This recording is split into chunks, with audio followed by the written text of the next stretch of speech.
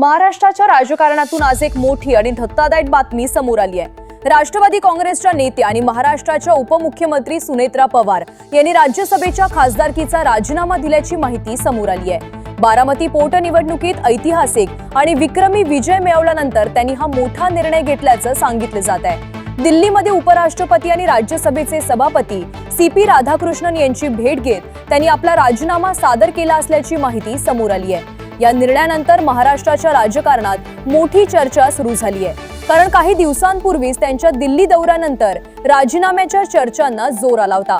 मात्र त्यावेळी पक्षातील अनेक नेत्यांनी या बातम्या फेटाळल्या होत्या, पण आता प्रत्यक्षात त्यांनी राजीनामा दिल्यानंतर राजकीय वर्तुळात मोठी खळबळ उडाली आहे। बारामती पोटनिवडणुकीत त्यांनी तब्बल 2 लाखाहून अधिक मताधिक्याने विजय मिळवत नवा विक्रम निर्माण केला।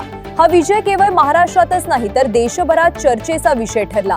या विजयानंतर आता त्या पूर्ण वेळ महाराष्ट्राच्या राजकारणात सक्रिय होणार का अशी चर्चा रंगू लागली आहे। दरम्यान त्यांच्या रिक्त झालेल्या राज्यसभेच्या जागेवर आता कोणाला संधी मिळणार याकडेही सर्वांचं लक्ष लागलंय।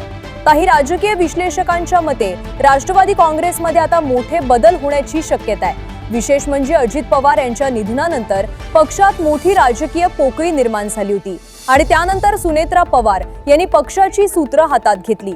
उपमुख्यमंत्री पदाची शपथ घेतल्यानंतर त्यांनी राज्यात अनेक महत्त्वाचे निर्णय घेतले आणि आता बारामतीत मिळालेल्या विक्रमी विजयामुळे त्यांची राजकीय ताकद आणखी वाढल्याचं बोललं जात आहे। या सगळ्या घडामोडींमुळे राष्ट्रवादी काँग्रेसमध्ये नवीन नेतृत्व अधिक मजबूत होणार का हा प्रश्नही आता उपस्थित केला जात आहे। दरम्यान विरोधकांनीही या निर्णयावर प्रतिक्रिया देण्यास सुरुवात केली आहे। काही जण हा निर्णय राजकीय रणनीती असल्याचं सांगत आहेत, तर काही जण यामागे मोठी अंतर्गत तयारी सुरू असल्याचा दावा करत आहेत। पण अधिकृतरित्या अजूनही पुढचा मोठा निर्णय काय असेल याबाबत कोणतीही स्पष्ट माहिती समोर आलेली नाही।